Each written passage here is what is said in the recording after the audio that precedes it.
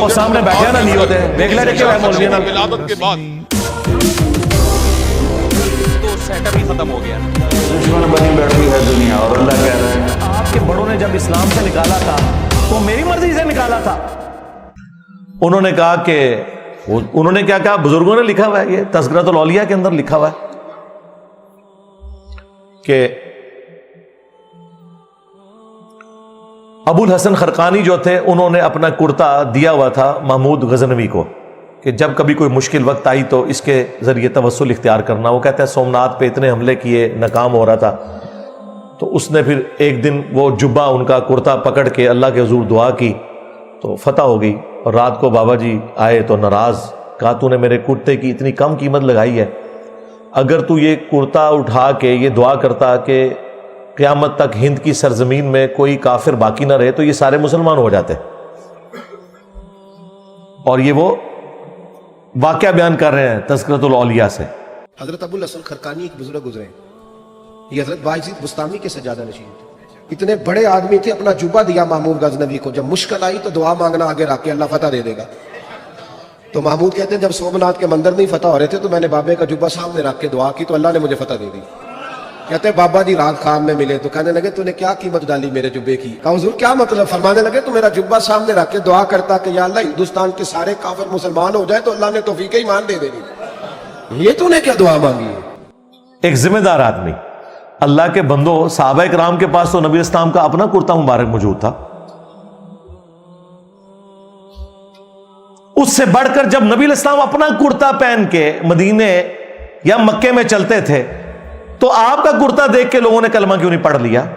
قرآن میں تو ہے فَلَعَلَّكَ بَاخِعٌ نَفْسَكَ عَلَىٰ آثَارِهِمْ إِن لَّمْ يُؤْمِنُوا بِهَٰذَا الْحَدِيثِ أَسَفًا. اے نبی اپنے آپ کو اس غم میں ہلاک کر لو گے کہ لوگ قرآن کے اوپر ایمان نہیں لا رہے. یعنی یہ بتانا چاہ رہے ہیں کہ ابو الحسن خرقانی کے کرتے کی کوئی زیادہ فضیلت ہے؟ مسلم شریف میں حدیث موجود ہے, نبی الاسلام کا کسروانی تیالسی کالا جبہ اسما بنت ابی بکر نے نکالا اور کہا یہ نبی الاسلام پہنتے تھے اور ہم اس کا دھون مریضوں کو شفا کے لیے دیتے ہیں. یعنی وہ کرتا مبارک جو نبی الاسلام کی وفات کے بعد شفا دیتا تھا.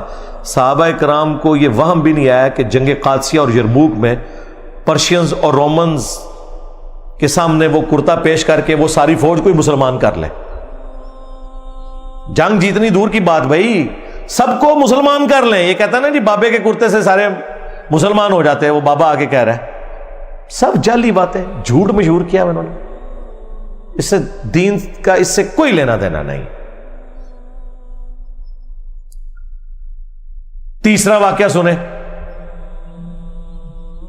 وہ باپا جانی نے نقل کیا ہے بہجت الاسرار سے, جنات کا بادشاہ ایک کتابچہ لکھا انہوں نے عبد القادر جیلانی کی شان میں, جس میں وہ چینی جین والا واقعہ ہے.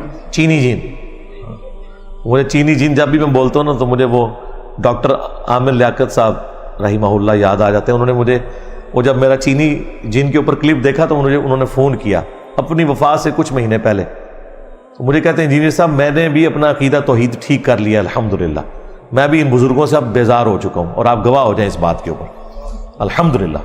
ہاں دیکھیں انہوں نے جو اپنی آخری ویڈیو ریکارڈ کروائی ہے نا, جو جس میں انہوں نے سیدہ عائشہ کے حوالے سے جو گستاخی ہوئی تھی اس کے اوپر معافی مانگی, اور اس میں انہوں نے کئی اور باتیں کی, اور اس میں انہوں نے یہ بات کی کہ دعا صرف اللہ سے ہو سکتی ہے, نبی علیہ السلام سے دعا تو نہیں کوئی کر سکتا, التجا تو نہیں کر سکتا. یہ انہوں نے جملہ بولا ہے اپنی ویڈیو کے اندر.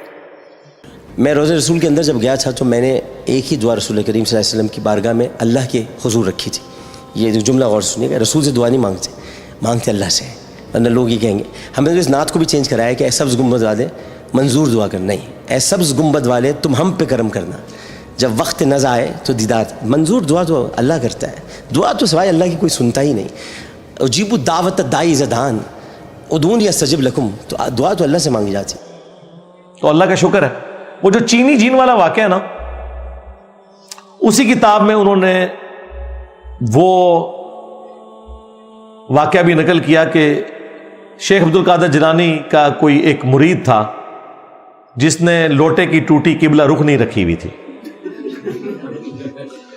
اور یہ واقعہ ویڈیو میں آ کے لاہور کے ایک چھوٹے مفتی نے بیان کیا ہوا ہے, باقاعدہ ڈیفینڈ کیا ہوا ہے آ کے. شیخ عبد القادر جیلانی کو کچھ لوگ ملنے کے لیے آئے, تو جب ان کے پاس پہنچے تو ان کا ایک جو غلام تھا اس نے لوٹا جو رکھا تو لوٹے کی ٹوٹی قبلہ کی طرف نہیں کی. تو شیخ عبد القادر جیلانی غوث پاک سرکار رضی اللہ تعالیٰ عنہ کو اس پر ملال ہوا, تو آپ نے جلال سے اس کی طرف دیکھا تو وہ آپ کی نگاہ کی تاب نہ لاتے ہوئے جاں بحق ہو گیا. کہتے نہیں وہ لوٹے کی ٹوٹی قبلہ رک نہیں تھی, تو پیر صاحب کو جلال آیا کہ میں نے اتنی تربیت کی, اس کے باوجود اسے یہی نہیں پتا کہ لوٹا کیسے رکھنا ہے اور کھیرا کیسے کاٹنا ہے اور کیلا کیسے رکھنا ہے. اے بابا جانی تائی بتاتے, وہ بھی قادری ہیں نا, تو ان کے بڑے بزرگ بھی یہ بتاتے تھے کھیرا کاٹنے کا طریقہ, کیلا رکھنے کا صحیح طریقہ. بس انہوں نے یہ نہیں بتایا کہ دین سیکھنے کا صحیح طریقہ کیا ہے, قرآن و سنت پڑھنا, باقی ہر شاید انہوں نے دسی ہے انہوں نے. وہ کہتے ہیں جی ان کو جلال آیا, انہوں نے مرید کی طرف دیکھا تو وہ ان کی نظر کی تاب نہ لا کر مر گیا, اور پھر لوٹے کی طرف دیکھا تو لوٹا بھی سیدھا ہو گیا. یار لوٹا سیدھا کرنا تھا, اسے سیدھا کرتے ہیں, اور مرید کو کہتے ہیں کہ بیٹا آندھا ذرا احتیاط کرنا. ویسے تو اس کا کوئی دین سے لینا دینا نہیں, ان کا ذاتی شغف ہے, چلو جو بدعت حسنہ تم نے جاری کی ہوئی تھی یہ کرتے. اگر یہ عبد القادر جیلانی نے کیا ہے, مطلب ان کا تو کہنا ہے انہوں نے کیا ہے, تو اگر نہیں کیا تو وہ اللہ کے حضور پکڑے جائیں. ہمیں کوئی عبد القادر جیلانی کا ماننے والا گلہ نہ کرے. جنہوں نے گلہ کرنا ہے نا کہ یہ ان بزرگوں کے ساتھ یہ کچھ کیوں ہو رہا ہے, تو ان کس سے گلہ کریں جنہوں نے ان کے بارے میں یہ غلط واقعات آ کے ڈیفینڈ کیے ہیں, کتابوں میں لکھے ہیں اور بیان کرتے ہیں فخریہ. سانو نہ پٹو, انہوں نے پٹو اپنے وڈیاں نو. اور وہ کہتے ہیں کہ جی یہ ان کی بزرگی کی علامت ہے, اور پھر ڈیفینڈ کرنے کے لیے پتہ کیا کہتے ہیں, کہتے ہیں دیکھیں موسیٰ علیہ السلام سے بھی تو بندہ مر گیا تھا نا. قرآن نے جو واقعہ نقل کیا ہے, موسیٰ علیہ السلام جب دو بندوں کی لڑائی میں, جس میں ایک ان کے قبیلے کا تھا, اس میں داخل ہوئے تو انہوں نے اس لڑائی کو چھڑوانے کی خاطر اپنے مخالف قبیلے والے کو مکہ مارا تھا. اور دنیا کے کسی قانون میں مکہ قتل کرنے کا انسٹرومنٹ نہیں ہے. اس سے بڑی بات, باوجود اس کے کہ یہ قتل کرنے کا انسٹرومنٹ نہیں تھا, حضرت موسیٰ علیہ السلام نے کہا یہ عمل شیطان کی وجہ سے ہوا ہے, اور اللہ سے معافی مانگی. تم کہہ رہے ہو کہ اس نے مرید جلا کے کرامت دکھائی ہے, موسیٰ علیہ السلام تو معافی مانگ رہے ہیں. دیکھا ان کا نالج کیا ہے. یہ جو لاہور کا چھوٹو مولوی ہے نا, اس نے دفاع میں حضرت موسیٰ علیہ السلام کا واقعہ پیش کیا. ان کے ماننے والے کہہ رہے ہیں ہمارے علماء نے دیکھے جواب دے دیا, اوے اللہ دے بندے اپنی عقل استعمال کرو, موسیٰ علیہ السلام نے تو معافی مانگی ہے, قرآن میں آیا کہ مجھ سے بندہ مر گیا, اور تم اس کو کرامت بنا کے پیش کر رہے ہو. ان دونوں واقعات کا کیا لینا دینا. اور اس سے بڑھ کر بخاری مسلم میں آتا ہے قیامت والے دن جب ہر نبی نفسا نفسی میں ہوں گے سوائے رسول اللہ کے صلی اللہ علیہ وآلہ وسلم, تو حضرت موسیٰ علیہ السلام اپنی غلطی کو یاد کریں گے کہ دنیا میں مجھ سے ایک بندہ مر گیا تھا. تو عبد القادر جیلانی بھی قیامت والے دن آپ کو جنت میں نہیں لے کے جائیں گے, وہ یہ رو رہے ہوں گے کہ میں ایک مریض ساڑ دیتا سی. ہاں, قرآن و سنت سے تو یہی ثابت ہوتا ہے نا. یہ کہتے ہیں نا قرآن و سنت کی روشنی میں بزرگوں کی کرامات, لو سامو پھر.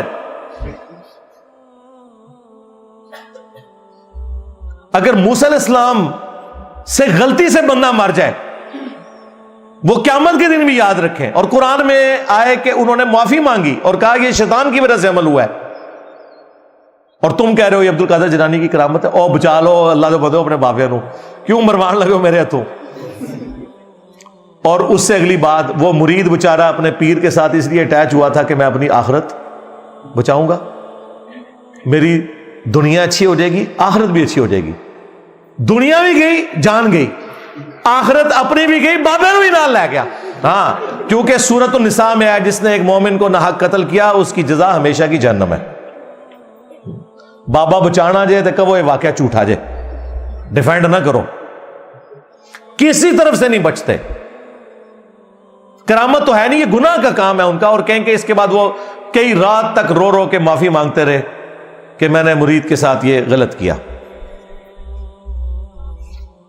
اور یہ صوفی تھے, اور یہ کہتے ہیں نبی الاسلام سب سے بڑے صوفی تھے. نبی الاسلام تو ایسے نہیں تھے. بخاری مسلم میں حدیث ہے, انس بن مالک کہتے ہیں میں نے 10 سال تک نبی الاسلام کو وضو کروایا. 10 سال کا بچہ تھا, میری والدہ ام سلیم چھوڑ گئی نبی الاسلام کے پاس. میں آپ کی خدمت کرتا تھا. کئی بار آپ مجھے کام کے لیے باہر بھیجتے تو میں بھول جاتا, بچوں میں کھیلنا شروع کر دیتا. لیکن 10 سال میں نبی الاسلام نے مجھے کبھی نہیں ڈانٹا, کبھی یہ نہیں کہا کہ تو نے یہ کام کیوں کیا, یہ کیوں نہیں کیا. کتنی دیر بعد جب گھر سے نبی الاسلام نکلتے تو کہتے 19, یعنی پیار سے وہ نام لیتے کہ میں نے بیٹا تمہیں اس کام بھیجا تھا, بس اس سے زیادہ کچھ نہیں. تمہارے پیر مریدوں کو جلا کے راکھ کرتے ہیں اور دعویٰ کرتے ہیں ہم اس پیر کے ماننے والے ہیں. بھئی اس پیر کے ماننے والے ہوتے تو شفقت والا معاملہ کرتے. لہذا تمہارا یہ دعویٰ کہ صوفیاء اللہ کے راستے کے اوپر ہوتے ہیں اور یہ شریعت کا کوئی اعلیٰ ترین درجہ ہے, نہیں بھائی. یہ مسٹسزم ایک تماشا ہے جو بدھسٹ کے اندر بھی ہے, کرسچنز میں بھی رہبانیت کے نام پہ موجود ہے, ہندوؤں کے اندر بھی موجود ہے, اور مسلمانوں کو بھی یہ وائرس لگ گیا ان کا. لیکن چونکہ ان کی مجبوری ہے, اللہ رسول کا نام لیتے ہیں تو کہیں سے کوئی چیز ثابت کرنے کی کوشش کرتے ہیں. ادروائز جب سے ہماری ویڈیو سامنے آئی ہے تو کوئی قرآن و سنت سے بھی ان کی بات ثابت نہیں ہوتی, الٹا میں پوسٹ مارٹم ہی کر دیتا ہوں.